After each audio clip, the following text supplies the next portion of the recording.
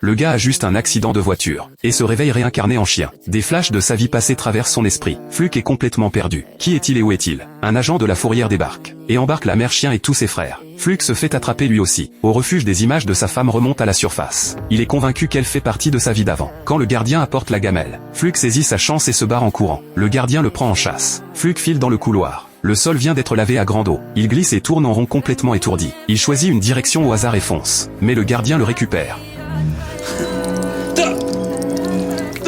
Le gardien le relâche aussitôt. De retour en ville, Fluke veut retrouver sa femme et son fils. Mais le monde est grand. Comment un chien peut retrouver sa famille? Le soir, Fluke se réfugie sous un pont. Une vieille dame au grand cœur le recueille et lui donne à manger. Le lendemain, la vieille sort quelques coques de noix et lui demande de deviner sous laquelle est caché l'objet. Grâce à son flair de chien, il trouve à chaque fois. Les badauds s'attroupent et donnent des pièces. Mais ça dure pas. Un matin, la vieille dame s'éteint. Fluke se retrouve à nouveau seul à la rue. C'est là qu'un grand chien noir s'approche. Le grand chien noir prend Fluke sous son aile et lui apprend à survivre dignement. Il l'emmène à l'endroit où il mange gratis depuis 10 ans. Fluke fonce demander à manger sans réfléchir. Le grand chien noir l'arrête direct, lui dit que c'est pas comme ça que ça marche, et lui montre comment s'asseoir correctement et attendre. Fluke remarque une photo sur le mur. Il trouve que le grand chien noir lui ressemble étrangement. Le ventre plein, il joue dans l'herbe, puis retourne là où vit le grand chien noir. Le patron, c'est le propriétaire d'une casse automobile. Il kiffe Fluke dès le premier regard. Et voilà Fluke avec une nouvelle famille. Le soir, Fluke s'endort dans une voiture et fait un rêve. Il revoit sa mort dans l'accident. Au réveil, il demande au grand chien noir s'il a déjà été un être humain. Le grand chien noir lui dit de profiter d'être un chien, et d'arrêter de se prendre la tête. Mais Fluke s'en fout. Il doit rentrer et dire la vérité à sa femme et son fils. Guidé par les souvenirs de sa vie passée, il traverse montagnes et rivières, et finit par atteindre la ville où il vivait autrefois. Fluke se poste devant l'école de son fils, et attend fébrile la sortie des classes. Les enfants sortent un par un, mais son fils est introuvable. Au moment où Fluke s'apprête à partir, il aperçoit sa femme et son fils de l'autre côté qui s'en vont. Fluke se précipite et saute contre la vitre de la voiture. La femme croit qu'il veut les attaquer. Elle remonte la vitre en vitesse et le chasse. Fluke court se planter devant son fils, et le regarde avec toute l'intensité du monde.